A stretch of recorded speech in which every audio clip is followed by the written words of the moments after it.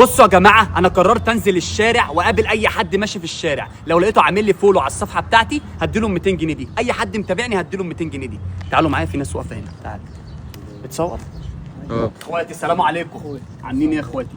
بصوا يا اخواتي، انا اخوكم مشهور على الصفحات يعني، لا بنصور فيديو، فانت لو متابعني على الصفحه بتاعتي هديك ال 200 جنيه دي. ماشي يلا. طيب اكتب بقى، اكتب احمد علي. احمد علي المفتري، لا احمد علي بس بهزر. لا مش متابعني، مش خد طبعا.